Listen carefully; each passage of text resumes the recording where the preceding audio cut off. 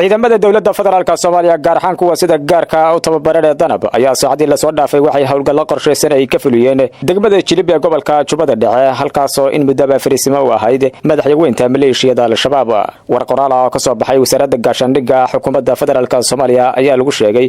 in hawlgalkaasi lagu qareejiyay ilaa 15 xubnood oo ka tirsan al-shabaab halka 8 kalena gacanta lagu dhigay ciidamada xoogga dalka Soomaaliya gaar ahaan kuwa danab oo ka shanaya kuwa cirka ayaana hawlgalkaasi fuliyay iyadana ay sheegeen in saacadii la soo dhaafay ay fariisimo waaweyn oo ay ku lahayeen al-shabaab degmada Jilib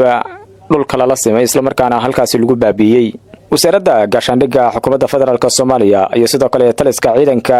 xoogga dalka Soomaaliyeed ayaa waxa ay bogaadiyeen ciidamada danab iyo sidoo kale saaxiibada kale caalamiga kuwaas oo hawlgalkaasi gacan weyn ka geystay isla markaana soo afjaray maleeshiyadka al-shabaab ayagu in muddo ku dhuumaalaysanayay degmada Jilib ee gobolka Jubbada Dhexe qoraalka ka soo baxay wasaaradda gaashaandhigga ayaa lagu sheegay in hawlgalladan ka dhanka al-shabaab ee saacadii la soo dhaafay sidii isdabjoogga kaga socday gobolka Jubbada Dhexe Jubbada Hoose iyo sidoo kale qaybo kamid ah gobolka Shabeellada Dhexe uu sii socon doono isla markaana ciidamada xoogga dalka Soomaaliyeed ay had iyo jeer u diyaarsan yihiin sida u safjari lahaayeen maleeshiyada al-shabaab ma ahan markii ugu horeysay hawlgal dhinaca cirka ah ciidamada xoogga dalka Soomaaliyeed ay ka fuliyaan degmada Jilib ee gobolka Jubbada Dhexe halkaas oo ay ku sugan yihiin